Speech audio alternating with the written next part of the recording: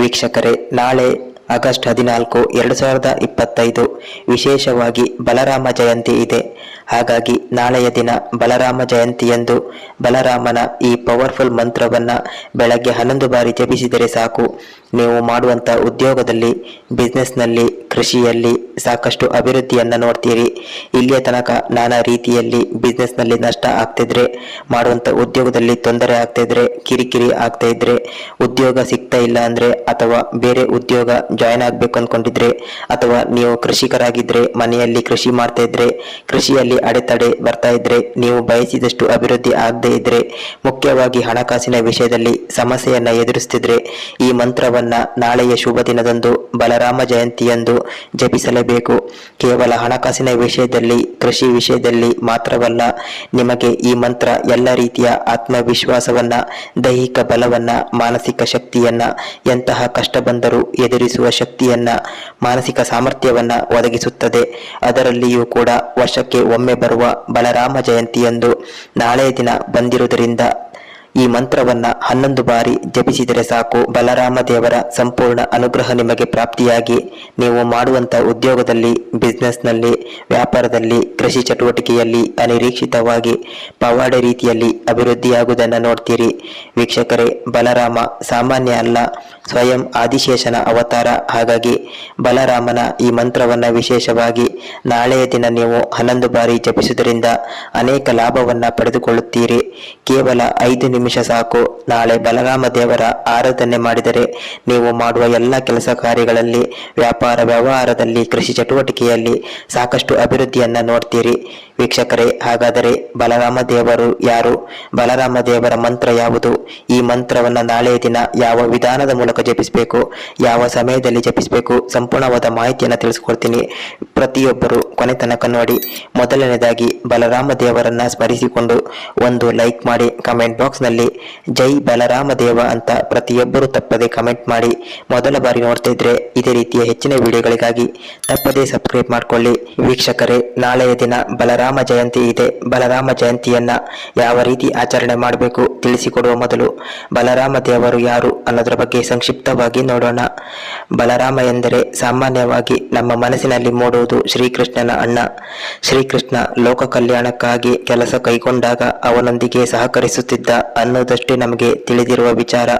ಆದರೆ ವೀಕ್ಷಕರೇ, ಇದಕ್ಕಿಂತ ಮಿಗಿಲಾಗಿ ಸಾಕಷ್ಟು ವಿಷಯಗಳು ಬಲರಾಮ ದೇವನ ಕಥೆಯಲ್ಲಿ ಸಿಗುತ್ತದೆ. ಬಲರಾಮ ದೇವ ಶ್ರೀಕೃಷ್ಣನ ಅಣ್ಣ ಮಾತ್ರ ಅಲ್ಲ, ಅತ್ಯಂತ ಶಕ್ತಿಶಾಲಿಯಾದ ಬಲರಾಮ ಮನುಕುಲಕ್ಕೆ ಒಬ್ಬ ಆದರ್ಶ ವ್ಯಕ್ತಿ ಎಂದರೆ ತಪ್ಪಾಗದು. ಬಲಭದ್ರ ಎಂದು ಕರೆಯಲ್ಪಡುವ ಬಲರಾಮನು ಶ್ರೀಕೃಷ್ಣನ ಅಣ್ಣ, ರೇವತಿ ದೇವಿಯ ಪತಿ. ಹೆಸರೇ ಹೇಳುವಂತೆ ಬಲರಾಮ ಅತ್ಯಂತ ಶಕ್ತಿವಂತನಾಗಿದ್ದ, ತಂದೆ ತಾಯಿಯ ವಿಧೇಯ ಮಗನಾಗಿದ್ದ, ಆದರ್ಶ ಸಹೋದರ ಮತ್ತು ಆದರ್ಶ ವ್ಯಕ್ತಿಯಾಗಿದ್ದ. ನ್ಯಾಯವಾದಿಯಾದ ಬಲರಾಮ ಸದಾಕಾಲ ನೀಲಿ ಬಣ್ಣದ ಬಟ್ಟೆಯನ್ನ ಧರಿಸುತ್ತಿದ್ದ. ರಕ್ಷಕನು ಹಾಗೂ ಪ್ರಾಮಾಣಿಕ ವ್ಯಕ್ತಿಯೂ ಆದ ಬಲರಾಮ ಅತ್ಯಂತ ಶಕ್ತಿಯನ್ನ ಹೊಂದಿರುವ ದೇವನಾಗಿದ್ದ. ಪುರಾಣ ಕಥೆಯಲ್ಲಿ ಬಲರಾಮನು ಅತ್ಯಂತ ಆದರ್ಶ ವ್ಯಕ್ತಿಯಾಗಿದ್ದ. ಶ್ರೀಕೃಷ್ಣನ ಅಣ್ಣನಾದ ಬಲರಾಮನನ್ನ ಬಲಭದ್ರ, ಬಲಾಧರ, ಹಲಾಯುಧ ಎಂದು ಕರೆಯಲಾಗುತ್ತದೆ.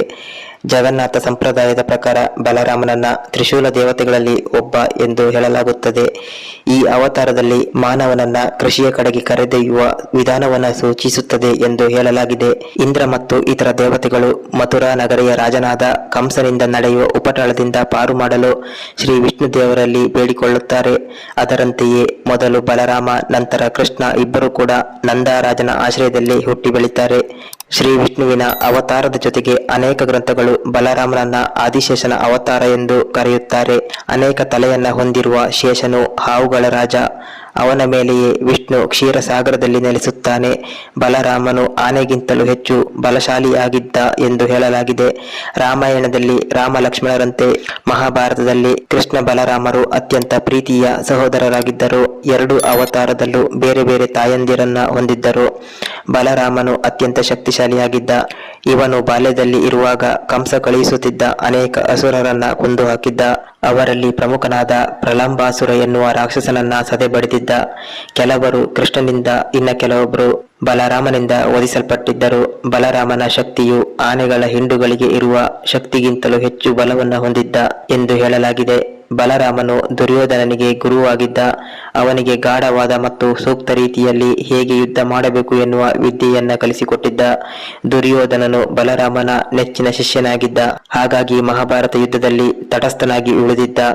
ಬಲರಾಮನು ಸಾಮಾನ್ಯವಾಗಿ ನೇಗಿಲನ್ನ ಚಲಾಯಿಸುವ ಚಿತ್ರವನ್ನ ನೋಡುತ್ತೇವೆ. ಬಲರಾಮನನ್ನ ಕೃಷಿಯ ದೇವ ಎಂದು ಕರೆಯಲಾಗುತ್ತದೆ. ಬಲಶಾಲಿಯಾದ ಬಲರಾಮನ ಆಯುಧ ನೇಗಿಲು. ಯಾರು ಕೃಷಿಯಲ್ಲಿ ಏಳಿಗೆ ಹೊಂದಲು ಬಯಸುತ್ತಾರೆ ಅವರು ಬಲರಾಮನ ಪೂಜೆ ಮಾಡಬೇಕು ಎಂದು ವಿಷ್ಣು ಧರ್ಮೋತ್ತರ ಪುರಾಣ ತಿಳಿಸುತ್ತದೆ. ಹಾಗಾಗಿ ವೀಕ್ಷಕರೇ, ಸ್ವಯಂ ಆದಿಶೇಷನ ಅವತಾರವಾದ ಬಲರಾಮನ ಪೂಜೆಯನ್ನ ವಿಶೇಷವಾಗಿ ನಾಳೆಯ ದಿನ ಬಲರಾಮ ಜಯಂತಿಯಂದು ನೀವು ಮಾಡಲೇಬೇಕು. ನೀವು ಮಾಡಬೇಕಾಗಿರುವುದು ಇಷ್ಟೇ. ಈ ಪೂಜೆಯನ್ನ ಬೆಳಗ್ಗೆ ಸಮಯದಲ್ಲಿ, ಅಂದರೆ ಬೆಳಗ್ಗೆ 4 ಗಂಟೆಯಿಂದ 7 ಗಂಟೆ 30 ನಿಮಿಷದ ಒಳಗೆ ಮಾಡಬಹುದು, ಅಥವಾ ಸಂಜೆ ಸಮಯದಲ್ಲಿ 5 ಗಂಟೆಯಿಂದ 6 ಗಂಟೆ 25 ನಿಮಿಷದ ಒಳಗೆ ಮಾಡಬಹುದು. ನೀವು ಮಾಡಬೇಕಾಗಿರುವುದು ಇಷ್ಟೇ. ಸ್ನಾನ ಮಾಡಿ ಬಂದು ಹೊಸ ಬಟ್ಟೆಯನ್ನ ಅಥವಾ ಶುಭ್ರವಾದ ಬಟ್ಟೆಯನ್ನ ಧರಿಸಿ ದೇವರ ಕೋಣೆಯಲ್ಲಿ ಒಂದು ತುಪ್ಪದ ದೀಪವನ್ನು ಬೆಳಗಿಸಿ ಬಲರಾಮ ದೇವರ ಈ ಮಂತ್ರವನ್ನ ಜಪಿಸಬೇಕು. ಇದು ಸಾಮಾನ್ಯ ಮಂತ್ರವಲ್ಲ, ಬಲರಾಮ ಗಾಯತ್ರಿ ಮಂತ್ರ. ಬಲರಾಮ ಗಾಯತ್ರಿ ಮಂತ್ರ, ಈ ಮಂತ್ರ ಉಚ್ಚಾರಣೆ ಮಾಡುವಾಗ ಯಾವುದೇ ಲೋಪದೋಷ ಆಗಬಾರದು. ಈ ಮಂತ್ರವನ್ನ ಶ್ರದ್ಧಾ ಭಕ್ತಿಯಿಂದ ಜಪಿಸಬೇಕು ಮತ್ತು ಬಹಳ ಶುದ್ಧತೆಯಿಂದ ಮಂತ್ರವನ್ನ ಜಪಿಸಬೇಕು. ಕನಿಷ್ಠ 11 ಬಾರಿ ಜಪಿಸಬೇಕು. ಬಲರಾಮ ದೇವರ ಶಕ್ತಿಶಾಲಿಯಾದ ಗಾಯತ್ರಿ ಮಂತ್ರ ಈ ರೀತಿಯಾಗಿ ಇದೆ. ಓಂ ಹಲಾಯುಧಾಯ ವಿದ್ಮಹೆ ಮಹಾಬಲಾಯ ಧೀಮಹಿ ತನ್ನೋ ಬಲರಾಮಃ ಪ್ರಚೋದಯಾತ್.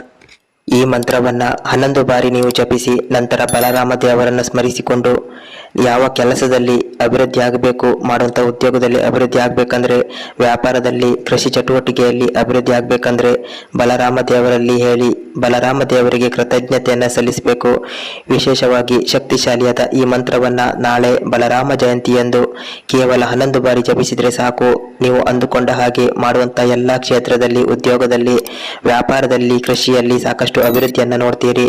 ಇದನ್ನ ನೀವು ಮಾಡಲು ಕೇವಲ 5 ನಿಮಿಷ ಸಾಕು. ಹಾಗಾಗಿ ಯಾರು ಕೂಡ ಇದನ್ನ ನಾಳೆಯ ದಿನ ಮಿಸ್ ಮಾಡಿಕೊಳ್ಬೇಡಿ. ಕಮೆಂಟ್ ಬಾಕ್ಸ್ ನಲ್ಲಿ ಜೈ ಬಲರಾಮ ದೇವ ಅಂತ ಕಮೆಂಟ್ ಮಾಡಿ. ಮತ್ತು ಇದು ನಾಳೆ ಒಂದೇ ದಿನ ಇರುವುದರಿಂದ ಆದಷ್ಟು ಬೇಗ ಈ ವಿಡಿಯೋವನ್ನ ನಿಮ್ಮ ಎಲ್ಲ ಸ್ನೇಹಿತರಿಗೆ, ಕುಟುಂಬದವರಿಗೆ ಆದಷ್ಟು ಶೇರ್ ಮಾಡಿ ತಿಳಿಸಿಕೊಡಿ. ಅವರು ಕೂಡ ನಾಳೆಯ ಶುಭ ದಿನದಂದು ಬಲರಾಮ ದೇವರ ಆಶೀರ್ವಾದ ಪಡೆಯಲು ಅವಕಾಶ ಮಾಡಿಕೊಡಿ. ಈ ಮಾಹಿತಿ ಇಷ್ಟ ಆದ್ರೆ ಈ ಕೂಡಲೇ ಲೈಕ್ ಮಾಡಿ. ಮುಂದೆ ಬರುವ ಎಲ್ಲಾ ದಿನಗಳ ವಿಶೇಷ ಪೂಜಾ ವಿಧಾನವನ್ನ ನಿರಂತರವಾಗಿ ಅಪ್ಡೇಟ್ ಮಾಡ್ತೀವಿ. ಅದು ಮಿಸ್ ಆಗಬಾರ್ದಂದ್ರೆ ಈ ಕೂಡಲೇ ಸಬ್ಸ್ಕ್ರೈಬ್ ಮಾಡ್ಕೊಳ್ಳಿ.